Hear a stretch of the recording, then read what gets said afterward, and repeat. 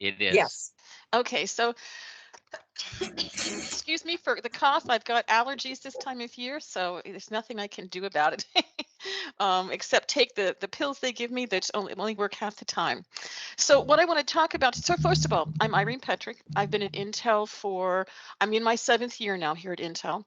I have been spending most of my time looking at the external world to Intel. So what's happening in manufacturing, what's happening with the companies who supply manufacturing and the ecosystems of technologists.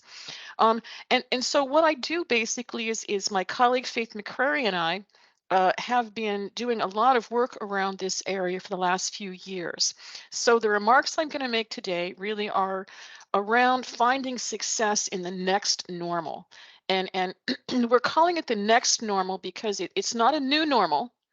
It's the next one, and you'll hear from some of the things I say in this presentation that the expectation of manufacturers is that this next normal is one in a series of disruptions that people are expecting to have in their lives with respect to manufacturing.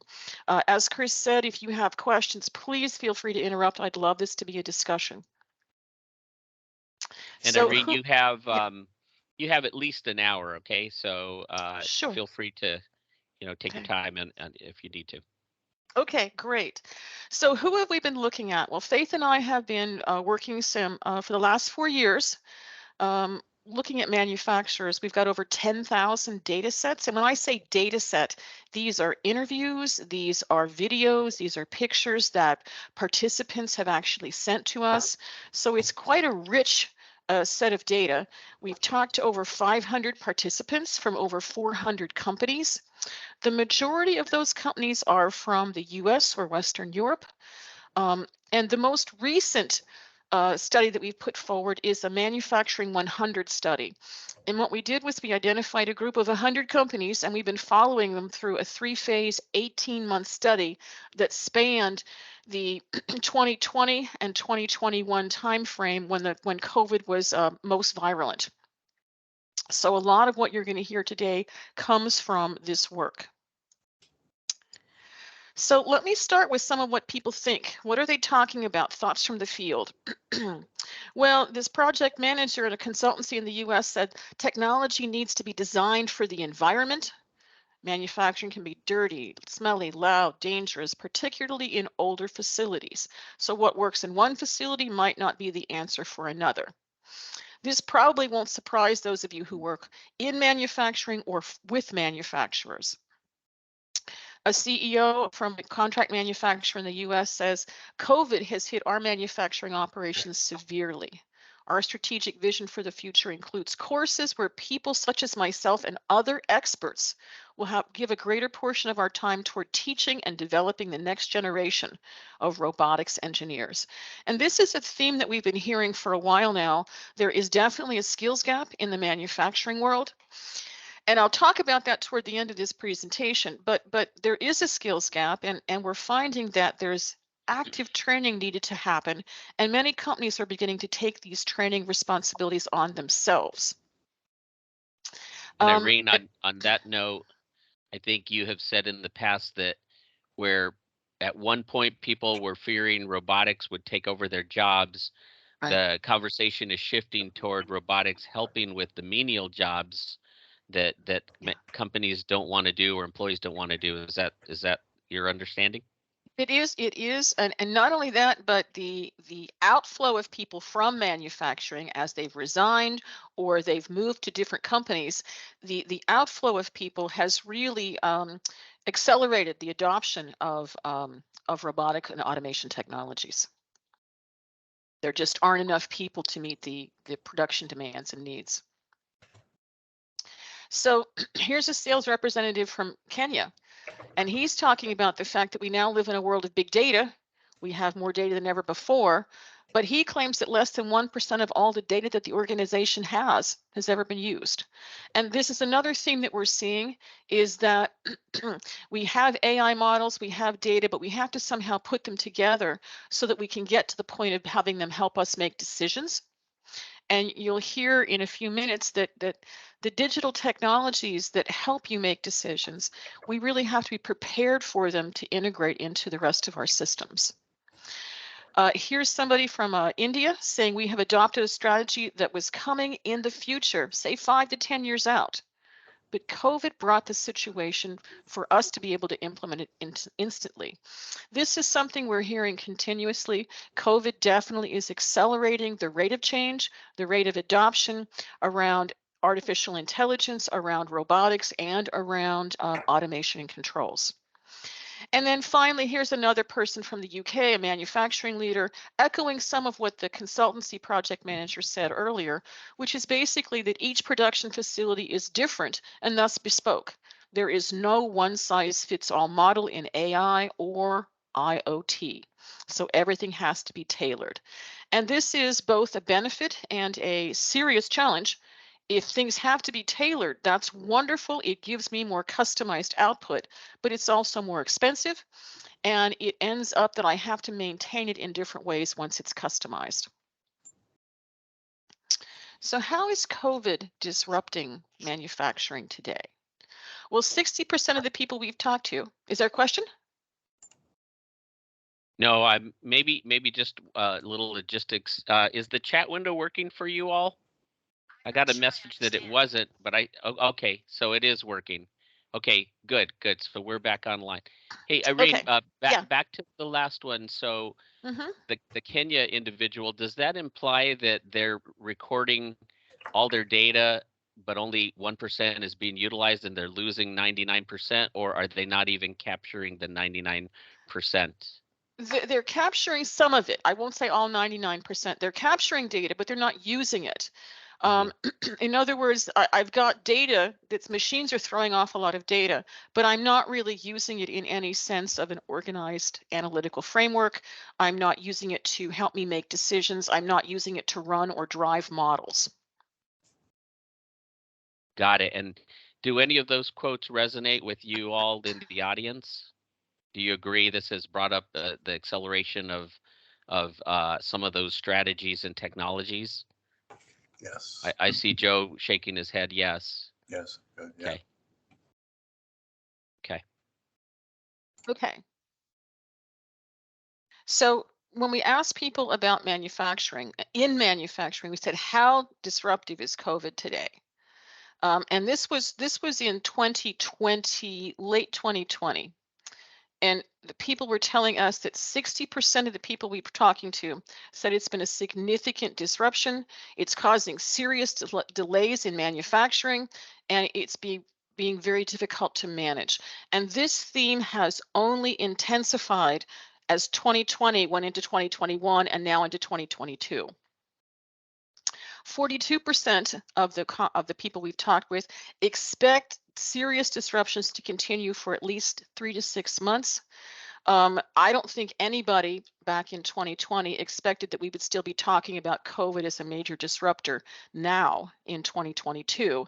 And yet, as we see other disruptors on the horizon, we can see that the uncertainty around manufacturing is rising. COVID was the first major disruptor to that. We're going to see energy costs, we're going to see geopolitical issues. Those things are going to continue to be seriously disruptive, particularly when we think about global supply chains.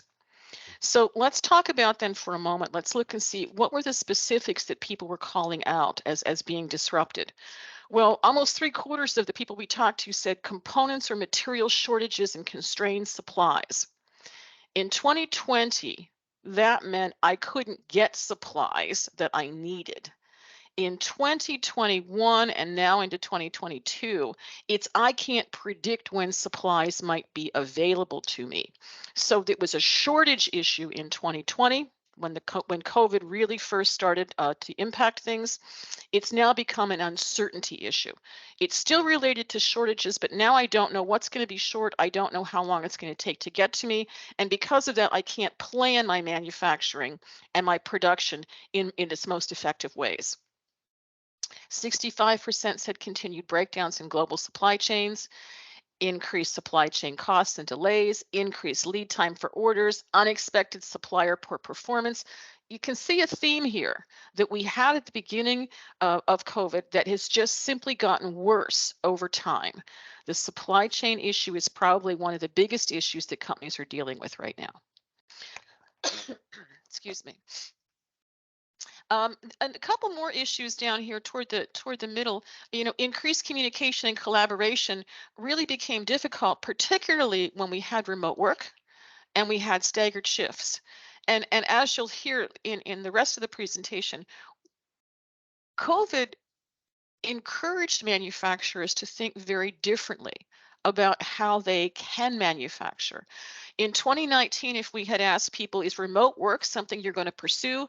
Nobody would have said yes. Less than 5% of the people we talked to even thought remote work was a possibility.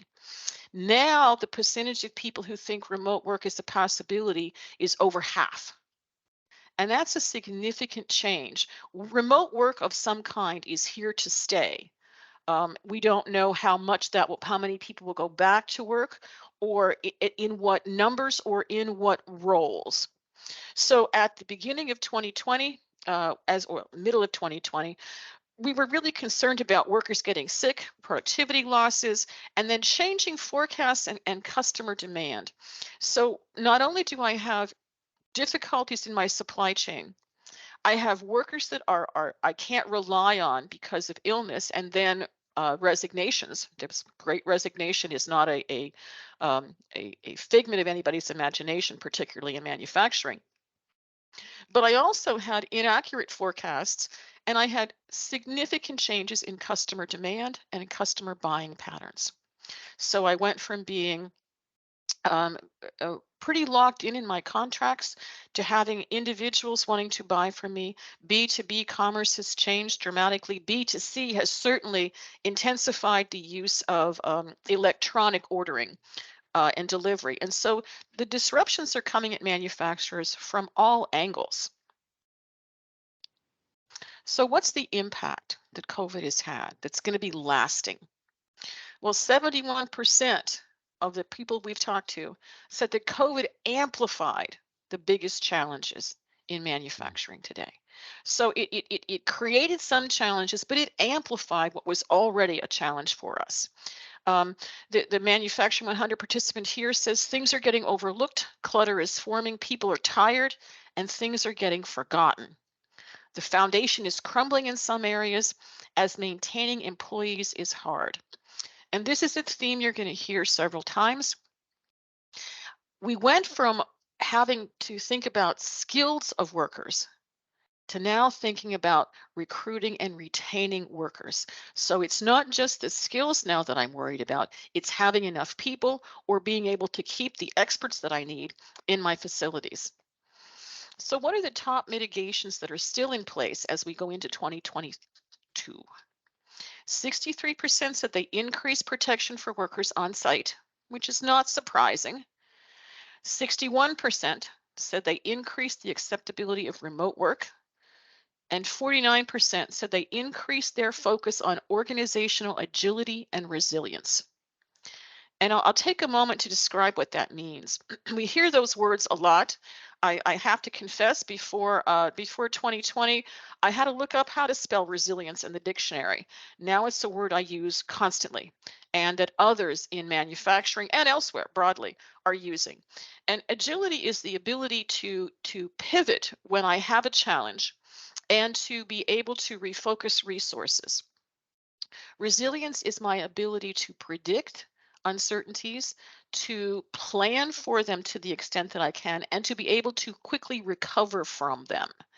And when you think about that, what really we're talking about here, and Intel, this is a sweet spot for us, is we're really talking about artificial intelligence, we're talking about data, we're talking about algorithms that help people better understand their environment, both internal to their company and external. And that speaks to a lot of data. It speaks to a lot of compute. It speaks to a different way of approaching manufacturing. And it certainly, we're seeing an acceleration of expenditures around this that I'll talk to in a moment. So let me take a moment and step back and say, what does the manufacturing landscape look like? We asked people to tell us the extent to which digital tools replaced manual labor in any way, either in the front office, in the back office, on the factory floor, in the warehouse. And this is the breakdown. 25% said they really didn't have a lot of digital tools replacing manual labor any place in their organization. 46%, almost half, said they were about medium, that they had digital tools, they had automation and controls. Many of those automation and controls, the robots, the digital tools, weren't tightly linked together or integrated, however.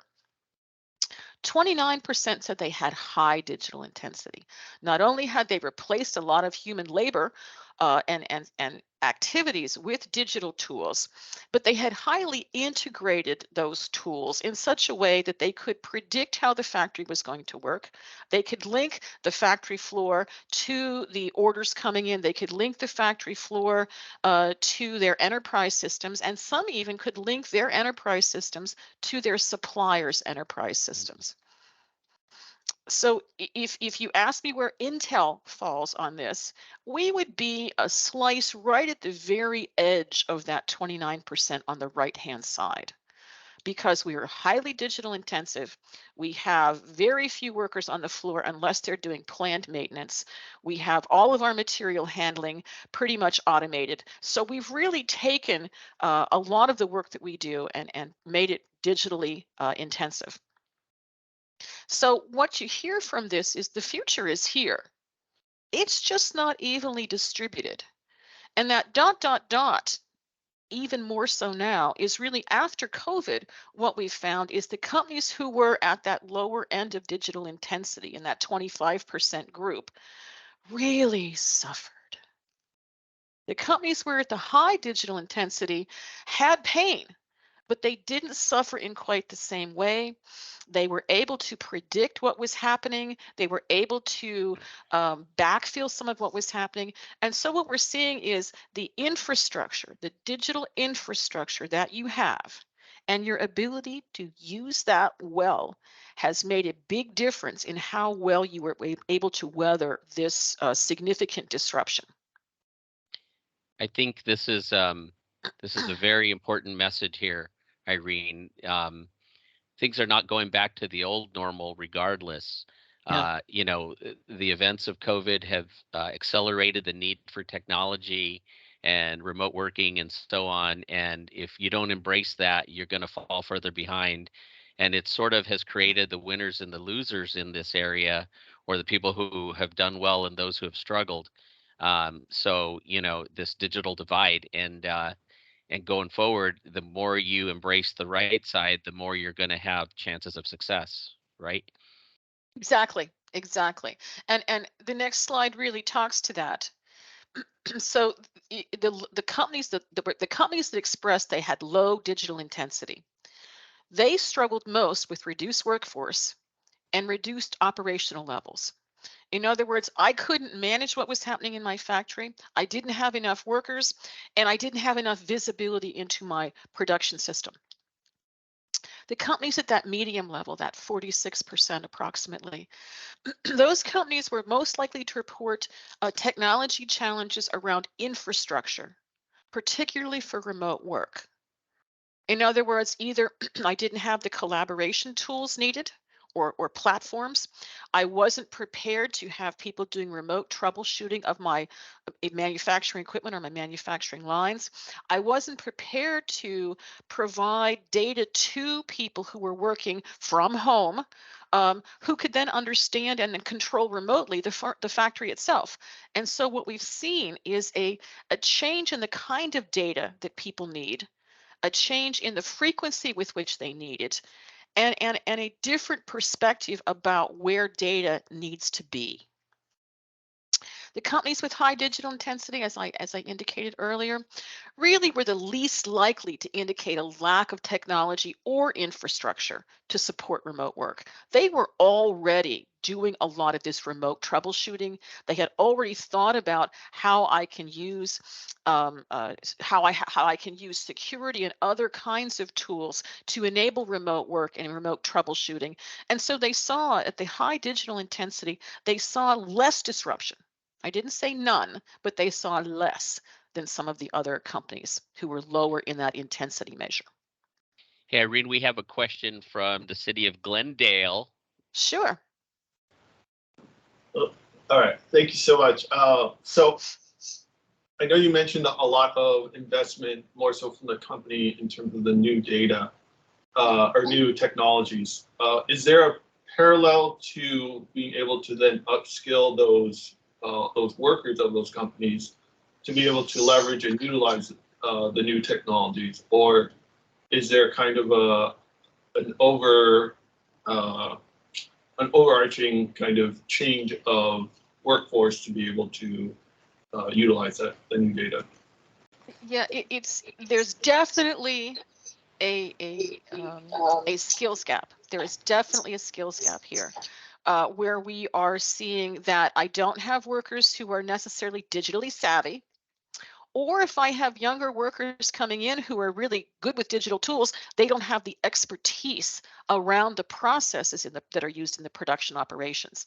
So what you really need to have are what we call double deep workers, workers who understand the digital technologies and understand statistics and some of the data-driven decision-making aspects of manufacturing, who also understand the processes related to manufacturing.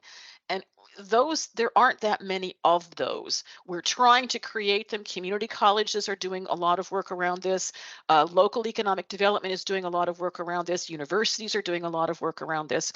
So it's a gap we know exists. And we have known that even before COVID came along. We knew there was a big skills gap. What's made it worse is that we've had a significant migration of seasoned expert workers leaving manufacturing completely. We would normally expect to see maybe a 4 to 5% attrition in a typical study. We were seeing upwards of 12 to 15% of workers leaving. That's a major difference. And that was COVID related, but those people aren't going to come back into manufacturing. They're gone. And so it's really a twofold problem. It's a recruitment, a retention, and a skills level issue. Yeah, and I think, Irene, you've said in the past the aging workforce, particularly in industrial segments, we're losing these experts. And during COVID, they just stopped working and they just didn't come back, right? So companies are forced to replace those and try to retain their best known methods to help train the young individuals coming in who do have the technical skills, but not the expertise. Exactly. So, and this labor issue, manufacturers are going to be struggling with this for the next several years. This is not going to go away, even if COVID goes away. This skills and labor shortage is going to be a major challenge. So Dan, you asked the question: is that what your findings are in the cityscape? Yeah, one of the biggest things for us specifically is obviously the workforce topic, and being able to, as we're looking to locate companies, being really in any industry, workforce as well as housing, as well as transportation, a couple other things, but workforce specifically, as companies look to evaluate each of the communities and what they're specifically able to offer in terms of that workforce. So knowing that there's a shortage of workforce for all positions, we're seeing and hearing some companies switching over to technology to be able to reduce that workforce need, automate a lot more of their process, and really being able to, what you're mentioning, look to the younger workforce who does have more the tech savvy capabilities to be able to help mitigate a lot more of the the need that the companies are looking for with a reduced workforce. Yeah, we're certainly seeing that, and we're seeing it happen globally. I can't speak to what's happening in Asia specifically because the way in which we collect data is pretty English intensive. But I can speak to Europe, to the Americas. This is definitely a major struggle, and it's not just in the U.S. Okay. So what are companies struggling with? As I said, that the companies who are really at the ideal of an intelligent factory, who are really that high digital intensity, they were 25% less likely than their counterparts to call out what we think of as unexpected variances. In other words, if I already had these digital tools in place, I was much better. I had the data. I had dynamic models to analyze this data, and I was much more able to identify where I would expect to see variances, either in supply chain, in human resources, or in material kinds of challenges. And even to the extent that I could expect changing customer demand. So 92%, that's 9 out of 10 people we talked with, said that unexpected production variances are again top of mind. So at the beginning of COVID and into the end of 2020, it was all about workers and sickness and safety. When we moved into 2021 and now into 2022, we're really talking about these variances as being one of the most important things we're trying to manage. 74% said unexpected supply chain variances driven by COVID, customer demand, and now global supply chain issues are still causing significant challenges. 74% said resource fragility. And this is really related to what we just talked about, the labor numbers and the skills and the unexpected people still getting sick from COVID and being out of work that you can't plan for.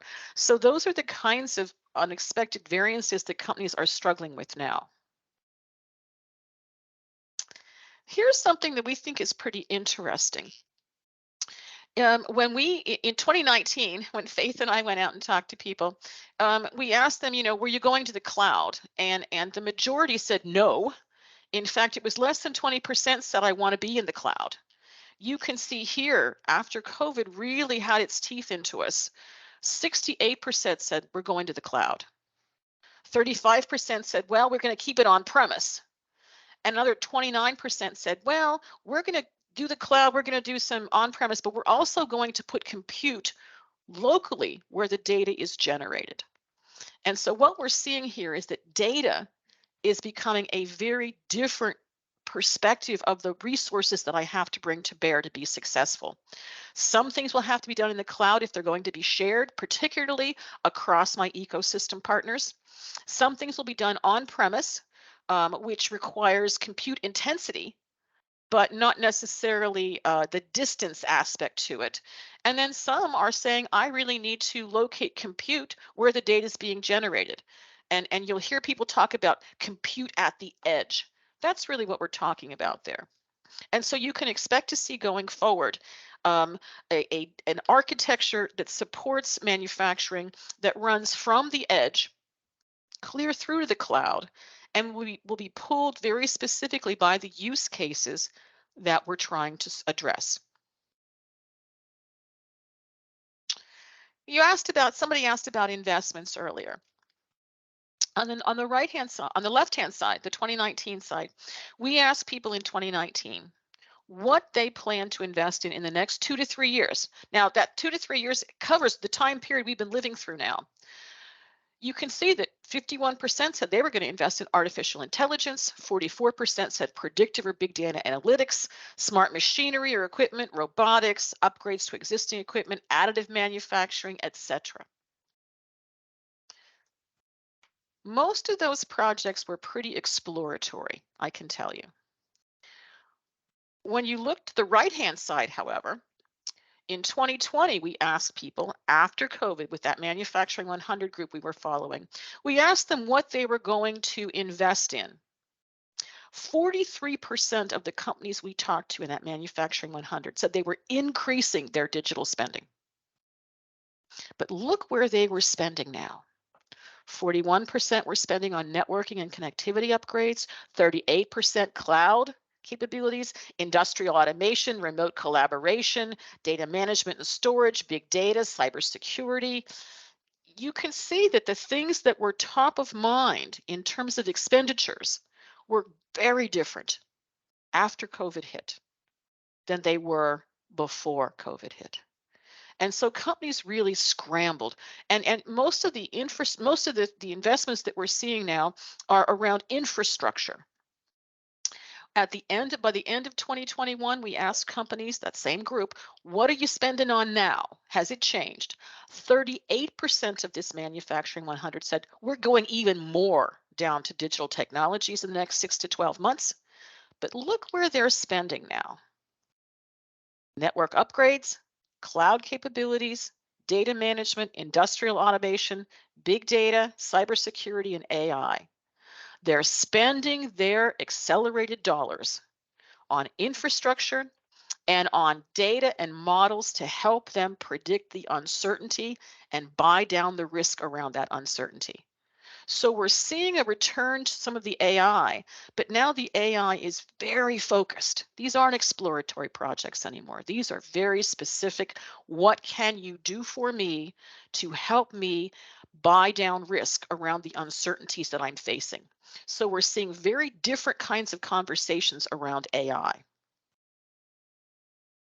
So the usages that are pulling investments, remote decision making and remote monitoring, decision support, workflow automation, worker performance management.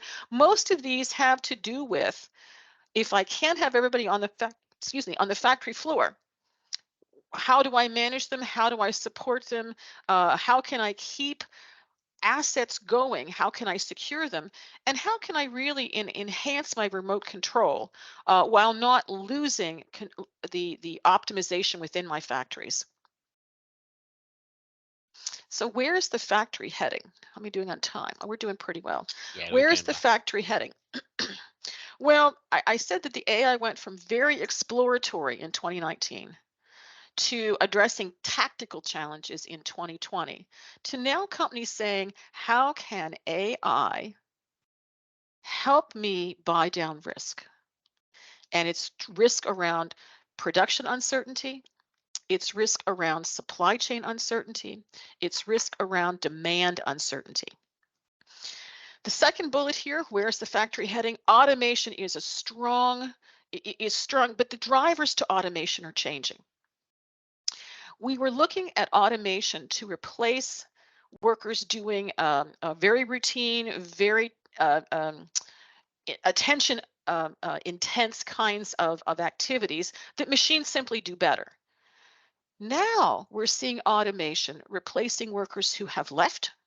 We're seeing automation looking at how do I become more resilient? And this is an interesting one because the fastest growing segment of robotics, for example, investments at the end of 2021 was around autonomous mobile robots. In other words, I don't have enough workers to move materials manually. The fixed manual, the fixed kinds of conveyor belts, etc., that I was using to move materials aren't flexible enough as my demand changes over time. And so mobile robots are the fastest growing segment. And I can tell you both here in the US and internationally that the third quarter, the quarter for which statistics, the last one that are available, was the fastest acceleration of automation, control, and robots that we've seen over the last probably decade. So dramatic changes here. And then visibility in context. This is an interesting one because if I'm on the factory floor, I bring all of my senses to the table. I can smell when something doesn't smell quite right, or when I can smell something that doesn't smell right. I can smell a machine that is heating up. I can hear that machine vibrating differently. I can see things differently when I'm on the factory floor. When I put those workers off the factory floor, I lose my sense of smell. I lose my sense of hearing, in a sense. I lose my sense of sight around me. And so we have to think differently about what data do I need, and how do I present it, and where do I present it? And this is a challenge that we're still struggling with. Companies like Intel and others in the high tech sector are really struggling with. How do we present data? What data do we need? And how do we create what we call situational awareness for those workers who are still remote? And that's a growing area of AI and data considerations. Now, Irene, Yeah, maybe a pause for a moment. sure. So I think all of this applies to large manufacturers, especially the ones you're talking to. For this audience, for smaller manufacturers, does this resonate as well? Well, I'll ask the actually, audience yeah. as well as you. I can tell you that the data that we have, it comes from a pretty reasonably distributed survey of small to large manufacturers. So it's not all large manufacturers we've been talking to. Okay. And so maybe people like I'll pick on Joe Marvin.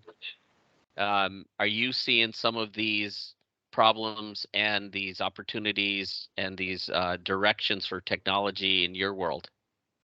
Oh, absolutely.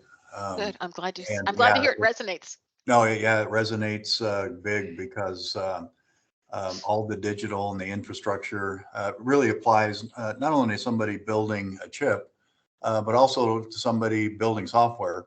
Mhm. And where there's a big interest is in government. In the sector we work in, federal agencies are struggling big time with this, and they struggle with the whole spectrum of companies, everybody from the huge industry down to the supply chain, and resonating. I'm going to a big conference a couple of weeks from now, and big agencies talking about panels, talking about the digital transformation.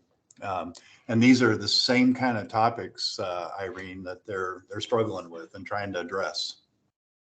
Yeah, we've had some people reach out to us from the federal sector, trying to better understand this, and they've said the same thing, that what we're seeing in the industrial space has definite correlations to what they're seeing in the federal space. Yeah. Yeah, it hits them right in Mhm. there, what they're trying to acquire, what they're trying to buy for the government. I mean, it's so it's seamless. And so I have a contact for you. I'll be in touch afterwards.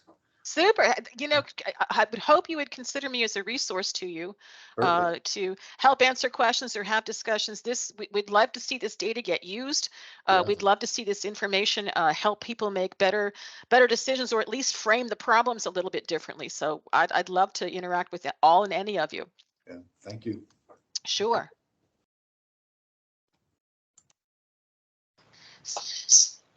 So one of the things that gets interesting when we have a chance to study a group over time, um, with the same kinds of questions, is we get to see some trends that might not appear completely obvious right away. As like we've talked about the skills gap, we went from a skills gap in 2019. When I went to conferences, that was the thing I was talking about. What are the skills that we need? What are the digital skills we need? By 2020 and now 2021, we're talking about labor variability and reliability, from an illness, from a retirement, to now labor shortages and retention. And this retention one is an interesting one because, and in my very last remark, my very last slide, I'll come back to this, but companies are now having to rethink not just how they recruit people, but how they keep them. My workers, if there's the job market is hot, workers can go anywhere. And what we're seeing is that workers have voted with their feet with companies whose policies they don't like, whose working environments they don't like. And so companies are having to rethink their interactions with their with their workers in a different way that they haven't, particularly in the industrial space, for a long, long time. We talked about data. It went from data uncertainty. Do I have the right data? Is it good data? Is it normalized in a way I can actually use it? In 2020, we were talking not about, do I have the right data? Now we were talking about, how do I access it? And how do I safely and securely provide remote access without opening myself up to vulnerabilities from a security perspective? Now we're talking about, and this is an interesting one that we're just seeing the tip of the iceberg now at the end of 2021. It's data and remote access, but now we're seeing privacy concerns come up. As I began monitoring workers, as I began monitoring spaces to create increased safety, now workers are more concerned with privacy. And so this is a discussion I think we're going to hear a lot more about. Faith and I are already hearing more about it in the new study that we're doing now. Production really has always been driven by efficiency and cost. In 2020, we became more concerned not just with efficiency, but disruptions and critical material bottlenecks that I simply cannot get. Now we're looking at a desire for increased transparency and control. In other words, that whole idea of buying down risk that's coming from the uncertainties in my world. And then we've talked about AI going from being a exploration to being really, how can you predict where I'm going to see uncertainty, and how can you make my operations more transparent for decision makers? This is what we call the money slide when we're out presenting this. When we ask companies, where are they on their journey in this next normal? 82% of the respondents said they're confident and they expect not just to survive, but to thrive in the next normal. That's pretty exciting. That's a pretty good number, 8 out of 10 people. But look at the left-hand side statistics. 28% are actively formulating a vision, planning for it. 22% are driving toward execution. Another 19% are experimenting and trying to figure it out. But this is the one that concerns us. 31% of the people we've talked with aren't doing much at all differently. They're still just trying to keep their head above water. And we talked, Chris mentioned that digital divide, that the haves and have-nots in digital intensity. That 31% who are not doing much at all are typically companies who aren't very far along on their journey in the first place. And so there's going to be a growing gap between those who are able to weather additional disruptions and those who are really going to fall and have serious problems. So it's a great slide in some ways, with that 8 out of 10 being confident, but it's a sobering slide in another, in that almost a third are going to continue to really struggle. And Irene, this is not only a problem because of COVID. These are problems that companies have had throughout time. Like, I'm thinking about, why didn't Blockbuster survive? As a great example, right? They just did not plan for future technology upgrades like others did. Circuit City, companies that you just see go away. Sears, right? Altogether, they just did not evolve with the times. So, COVID only makes that problem much, much worse and much, much quicker need to react. I think, Chris, you hit on it. The thing that COVID has really exposed is that it happened so darn quickly. Mm-hmm. This wasn't an evolution. This was truly a revolution, and people were unprepared for it. Many. Question from Dan and team. Sure. Yeah, thank you. So one of the things that we see a lot of what you're talking about, especially for the larger companies. We actually have a company that is utilizing autonomous forklifts in their facility to help mitigate some of the workforce needs. And we were able to see it firsthand, and just amazing to see how connected that is for such a large vehicle to be moving valuable stuff around the facility. But one of the questions that we are continuously getting is that gap for the small businesses, not being able to have kind of the research development opportunities, obviously the funds that go into all of that.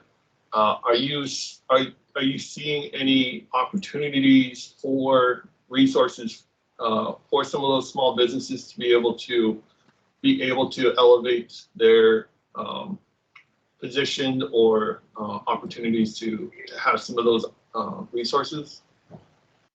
That's a great question. And in my past life, before I came to Intel, I was a professor, and I did a lot of economic development work as part of that outreach kind of thing. And so I worked with a lot of small to medium-sized companies, a lot of government programs around economic development.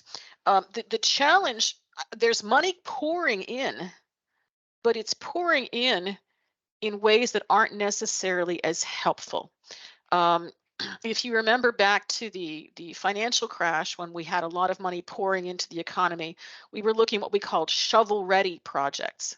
In other words, can I spend it quickly and see some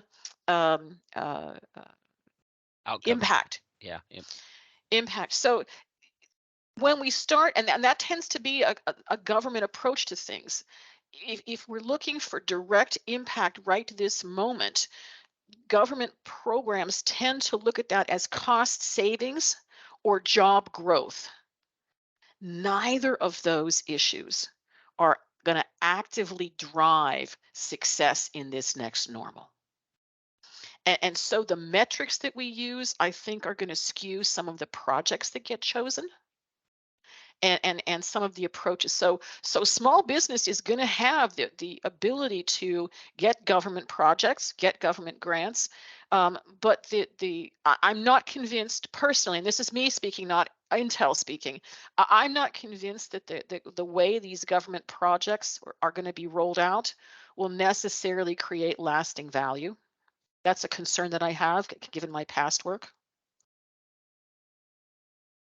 Does that resonate with you guys? Yeah, I mean, because I know cybersecurity specifically is obviously a huge topic, one that tends to be aimed at some of the smaller businesses because they don't necessarily, if they are hit, although it may be perceived, a small amount, anywhere from $1,000, I think, to $10,000 that some of the hackers are trying to get from these small businesses, but that small amount is huge for any small business, and being able to have some of that protection is difficult to find at a reasonable rate, or to be able to have access to. So those are definitely the concerns some of the small businesses that we're seeing having, but as government officials, it's difficult to be able to provide those opportunities, knowing that we don't have those kinds of resources.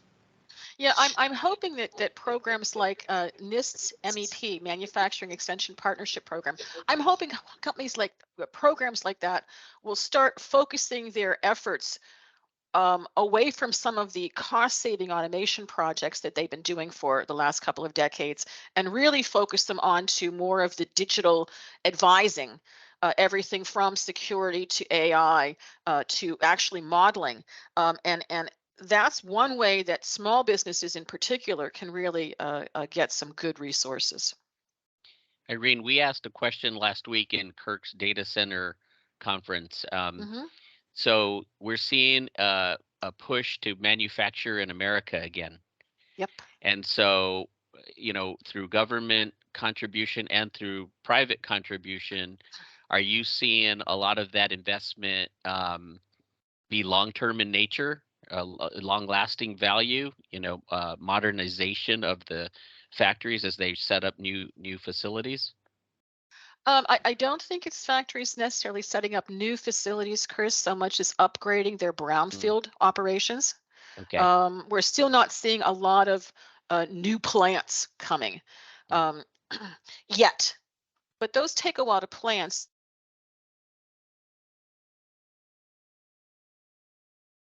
Did Irene freeze?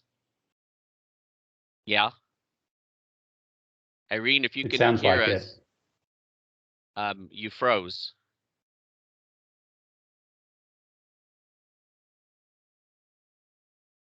Let me see. How do we get a hold of her?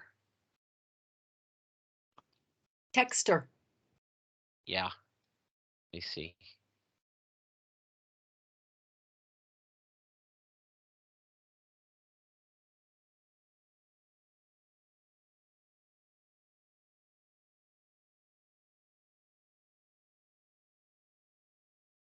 Okay. 1 second. Deborah, we never fail to have some technical difficulty, right? With all this technology we're talking about. That's because I'm in charge. I have this way. Yeah, she she just signed out. Yeah. No, Deborah, that's one of our techs accidentally pulled the wrong plug in a data center. So give us a couple minutes and we're on it. Yeah. We'll get them on there. Hey, Dario, I when she comes back, I want to put you on the spot, okay? Absolutely. Okay. Thank you for giving me heads up. Yeah, I didn't want to catch you off guard, but I want to know, I'll tell you the question and hopefully she can join back.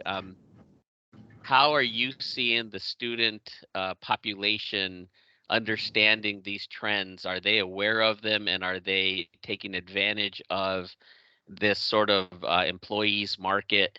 And do you see them handpicking their jobs because they see shortages of workers out there and they can kind of pick the ones that are ideal for them? Okay, so that's the question to Tia. Okay. Yeah. All right. I'm ready. Okay. Let me see if we get her. I think this is so interesting, and she presents on various updates of this flavor like about every quarter. And I just can't imagine getting data from 400 people, quarterly who want to tell you what's going on in their world. But it definitely gets us to stay on track with what are the trends and where are the big problems to solve. So this is good stuff. Okay.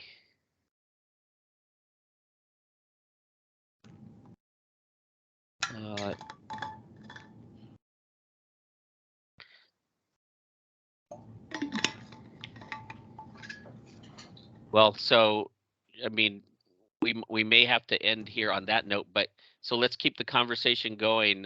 Dario, what would be the response there? Okay, the response would be as follows. It has been a workers' world for a while, so the demand is so big that students are they are very smart, first of all, and they know that they can get several offers every time that they want. So anyhow, what we have seen is companies being a little bit more aggressive towards penetrating the talent pipeline so that they can engage the talent earlier, and they can also allow them to allow the students to understand what are the attractiveness of the different areas, so that they can have an increased number of talent being interested in having their industries as an option. So believe me, we are working. Before we were trying to do more career services things, so trying to place students, and now we are shifting to industry, trying to see how they can get access to the talent, because everybody's competing for that talent. Good news is that at least at Arizona State University, we are growing. We're going to go from 27,000 students in engineering all the way to 40,000 by the end of this decade. For that reason, I think that we can address the gaps. We can increase the percentage of kids that go in certain areas, and we could also increase the volume. But the conversation with industry, conversation with the companies needs to be more fluid with universities, so that we can help them create the type of attraction to the talent. So how do we avoid the slippery slope of catering to young employees, who might be 1 or 2 years out of school, and this market is so attractive, they don't stay or be retained. They want to just jump to the next big offer. Absolutely, and that's the other part. The talent pipeline. In recruitment, you have engagement, you have recruitment, you have the transformation and training education, you got placement and hiring. but then you jump to the next level, which is retention. And then you need to keep that talent excited, because if they get a job and they are not excited about what they're doing, they are going to find something else to do, and they're going to find an offer 10K more, 20K more, and they're going to do something that is more exciting to them. So one of the